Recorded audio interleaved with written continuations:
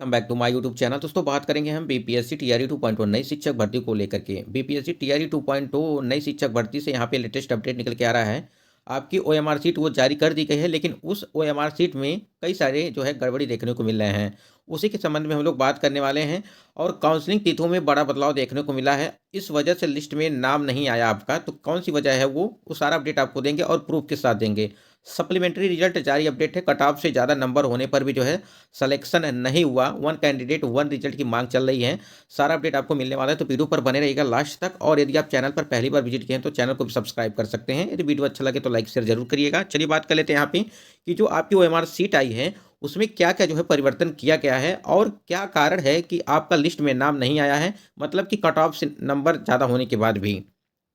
सबसे पहले प्रोसेस समझ लीजिए। आपको ओएमआर सीट जारी करने, मतलब कि ओएमआर सीट यदि नहीं डाउनलोड किया आप लोगों ने तो कर लीजिए, क्योंकि इसी से जो है कई सारे जो कन्फ्यूजन आपके दूर होंगे। देखिए, लॉगिन आईडी, यूजर नेम और पासवर्ड आप लोग डालिएगा, या प्रोसेस है। और उसके बाद इस प्रकार से आपको ऑप्शन खुल के आएगा। यहाँ देखिए डाउनलोड ओएमआर, और यहाँ देखिए क्लिक डाउनलोड, ठीक है। तो इस पर आप क्लिक करेंगे तो जैसे यहाँ पे क्लिक करेंगे तो इस प्रकार से आपको इंटरफेस देखने को मिलेगा।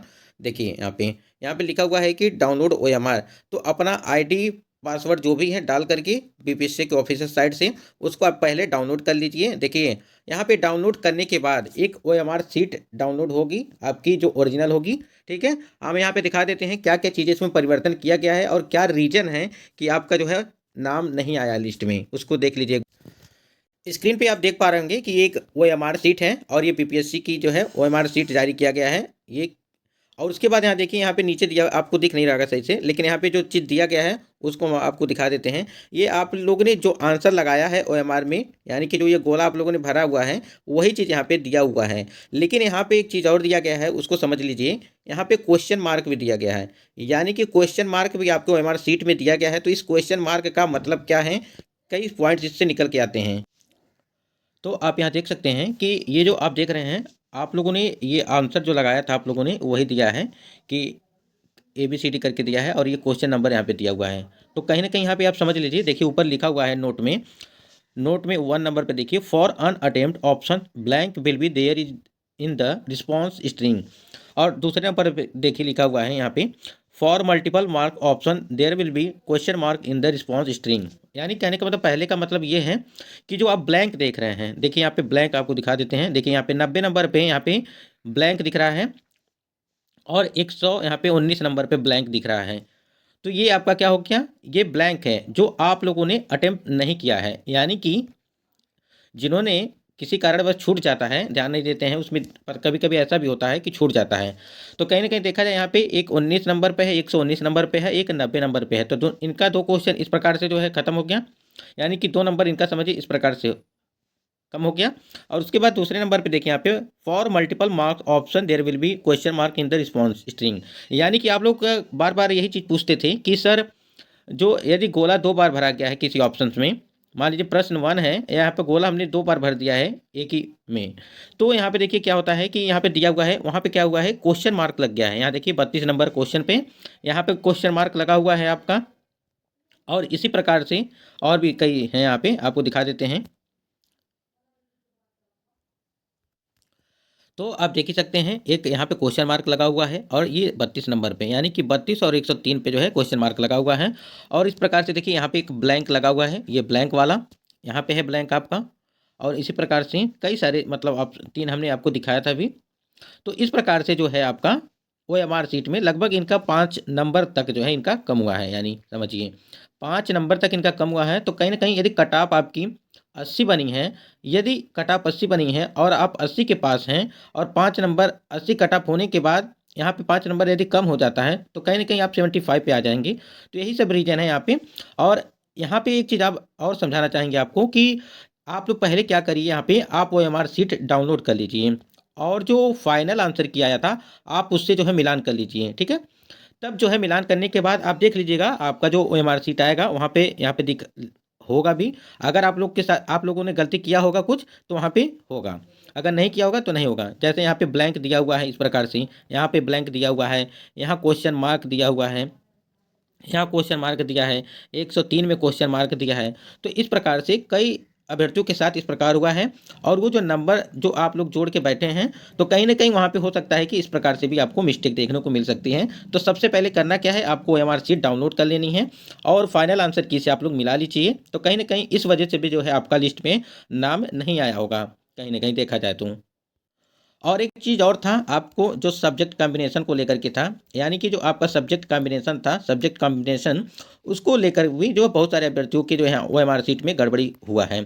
यानी कि BPSC ने आप लोगों को 2-3 दिन पहले जो है ये इंफॉर्मेशन दी थी, नोटिस जारी किया था कि सब्जेक्ट कॉम्बिनेशन को लेकर के, लेकिन कहीं ना कहीं अभ्यर्थियों को ये चीज़ का जो है पता नहीं चला, और बहुत सारे अभ्यर्थी ऐसे थे कि जो सब्जेक्ट कॉम्बिनेशन नहीं चेंज कर पाए अपना, तो इस वजह से भी जो है OMR शीट में भी जो है इनका जारी नहीं किया गया होगा। तो ये कुछ रीज़न थी, हमने OMR शीट आपको दिखा दिया। आपको आशा करते हैं ये चीज़ें आपको बिल्कुल समझ में आ गई होंगी। अभी हम लोग बात कर लेते हैं काउंसलिंग डेट को लेकर के।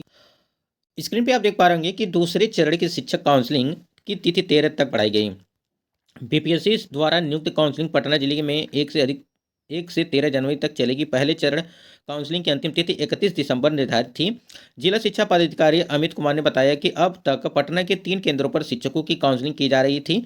नई तिथि के अनुसार अब 1 से 13 जनवरी तक एक ही शहीद राजेंद्र प्रसाद सिंह राजकीय उच्च माध्यमिक विद्यालय गर्दनी बाग के केंद्र काउंसलिंग होगी, और सुबह काउंसलिंग 10 बजे से 5 बजे तक संचालित होगी।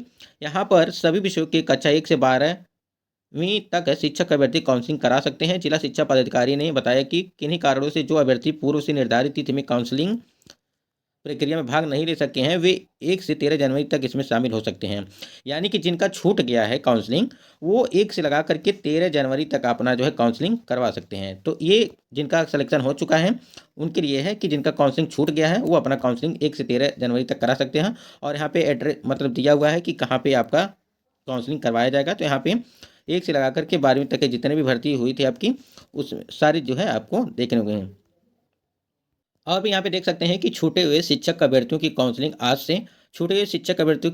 आज से होगी, और BPSC की ओर से प्रथम चरण पूर्व परीक्षा फल व द्वितीय चरण परीक्षा फल के वैसे अभ्यर्थी जो किसी कारण से काउंसलिंग में शामिल नहीं हो पाए, जिनके डाटा एंट्री प्रमाण पत्र में त्रुटि हो गई हो, अन्य कारण से काउंसलिंग में शामिल नहीं हो पाए, उनको फिर से एक मौका काउंसलिंग के लिए दिया जाएगा।